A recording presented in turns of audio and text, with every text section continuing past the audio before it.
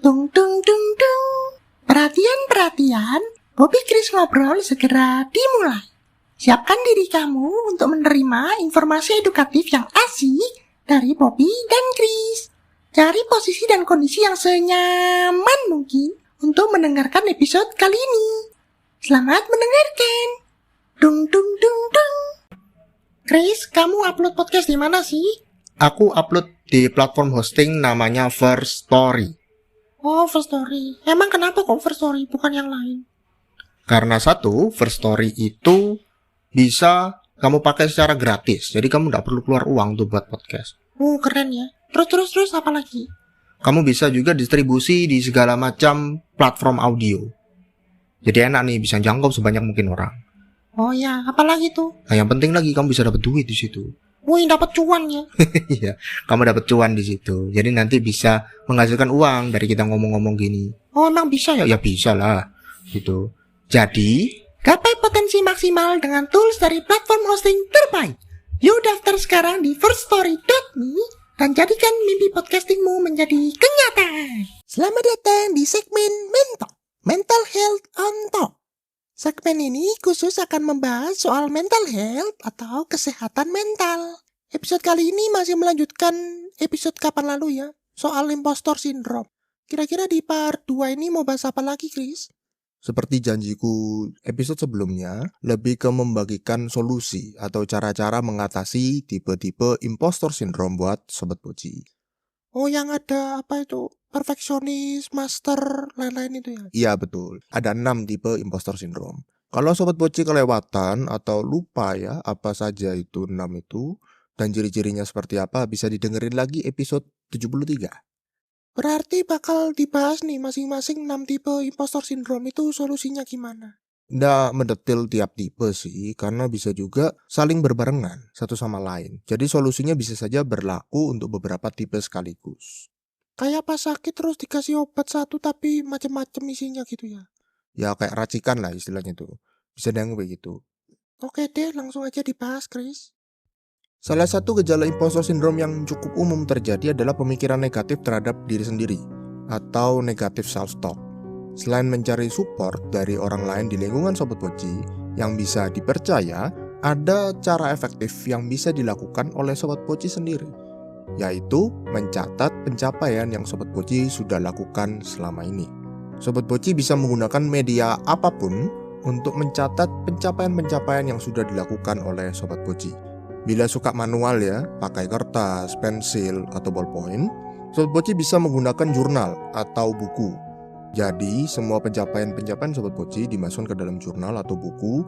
Kalau zaman dulu itu kayak namanya diari harian gitu ya. Kalau bukunya dihias atau dibikin lebih kreatif gitu, digambar atau dikasih apa, foto apa gitu kan bisa nggak sih? Ya bisa sih, tapi jadi scrapbook gitu, bukan pencatatan jurnal gitu. Ya kan, tapi kalau cuma tulisan ya bisa juga Sobat Poci bosen. Terus dibuat yang lebih unik gitu ya. Tadi contohnya Bobby bilang itu dihias, digambarin, dikasih foto, dibuat lebih berwarna gitu, supaya lebih kelihatan pencapaiannya. Nah, ide Bobby bisa tuh. Kalau Sobat Poci tipikal yang lebih menyimpan memori secara visual, maka cara yang tadi Bobby itu bisa dibuat seperti scrapbook atau madding, majalah dinding juga bisa. Ketahuan tua ya Chris ini ya, kalau zaman masih bilang majalah dinding. Sekarang kayaknya udah gak zaman deh. Makasih lo udah dibilang tua. Ya memang kenyataannya Chris sudah tua kok. Ya sama beda lah sama Bobby 7 tahun. Iya beda jauh. Kok malah bahas aku tua pandai. Kita bahas solusi impostor syndrome ini ceritanya. Oh ya maaf. Dilanjut aja Chris. Selain dengan mencatat secara manual, Sobat Poci bisa juga menggunakan pencatatan digital tentang pencapaian-pencapaian Sobat Poci. Pakai smartphone, tablet, iPad, laptop, apapun lah itu pokoknya. Dibuat senyaman mungkin saja. Sobat Poci ingin menyimpan itu di mana.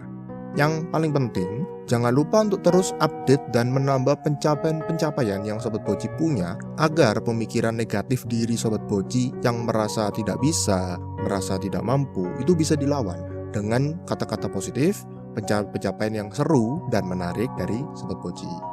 Kalau capek nulis atau ngetik gimana Chris? Kalau capek nulis, waduh, bisa pakai voice recorder.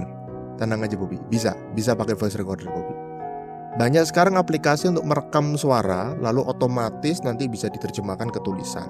Pokoknya Sobat Poci ada niat dulu untuk melawan rasa minder atau rasa kurang kompeten dari impostor sindrom tersebut. Cara lain yang lebih sederhana masih berhubungan dengan tulis-menulis, ketik-menetik, merekam atau apapun lah itu ya namanya. Sobat Poci membuat daftar dalam bentuk tabel. Nah, tabelnya ini ada 3 kolom, masing-masing diisi 3. Yaitu 3 keberhasilan Sobat Poci di kolom pertama, 3 kekuatan atau kelebihan Sobat Poci, kolom kedua, dan kolom terakhir 3 orang yang percaya dengan Sobat Poci. Daftar ini bisa diperkembang seiring dengan waktu. Cara seperti ini melis 3 ini tujuannya sama, untuk mengingatkan kembali bahwa Sobat Poci ini pernah berhasil. Sobat Poci ini punya kekuatan. Ada orang loh yang masih percaya dengan Sobat Poci. Cara berikutnya itu dengan afirmasi. Bagi yang belum tahu, sederhananya membuat diri sendiri percaya dengan apa yang diucapkan atau menjadi apa yang diucapkan. Perlahan afirmasi positif ini yang Sobat Poci katakan dan percayai akan menjadi kenyataan. Bentar. Tadi Chris bahas tentang daftar pencapaian. Ya betul. Lalu bahas kalimat positif atau afirmasi itu. Ya betul. Kok jadi berasa kayak jimat ya? Mulai merinding nih Poppy dengerinnya. Ya beda dong afirmasi sama daftar pencapaian, sama jimat ya beda lagi dong. Memang ada mirip-miripnya karena sama-sama ndak langsung kejadian begitu ya. Tapi kalau jimat itu sesuatu yang supranatural. Itu bukan pernah kita bahas itu ya. Oh ya, sorry. Terus kuncinya apa ya supaya bisa mewujudkan afirmasi dan daftar positif tadi? Kuncinya adalah tetap percaya dan dilakukan secara konsisten. Sama seperti sebuah kemampuan, harus terus diasah dan dilatih terus-menerus. Pikiran Sobat Poci juga harus dilatih terus-menerus. Mungkin awalnya cuma bisa sebentar gitu durasinya, tapi semakin sering dilatih, bisa jadi semakin lama dan semakin mudah. Oh iya, paham. Ada lagi nggak tips buat mengatasi gejala impostor syndrome ini? Aku bagikan 1 tips lagi deh, khususnya buat tipe perfeksionis ini. Sobat Poci yang punya masalah dengan perfeksionisme bisa berlatih untuk berpikir merasa cukup. Maksudnya Sobat Poci mulai menggeser cara pikiran Sobat Poci dari apa-apa yang harus sempurna, apa-apa harus lengkap, apa-apa tidak boleh salah, menjadi merasa cukup.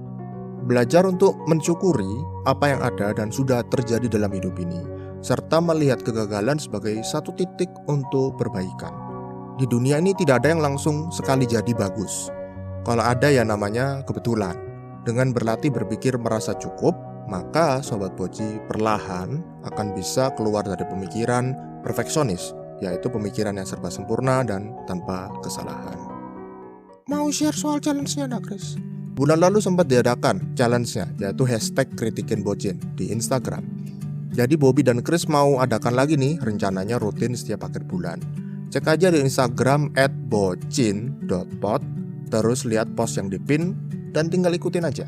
Siapa tahu kalau beruntung Sobat Poci bisa dapat 100.000. Wah, lumayan ya 100.000. Bisa buat beli macam-macam. Iya betul. Makanya ikutan yuk. Share episode ini ke teman-teman Sobat Poci ya. Boleh juga komen dan review Pocin di platform-platform audio. Sobat Poci bisa ngobrol ke Bobby dan Chris lewat pesan suara loh.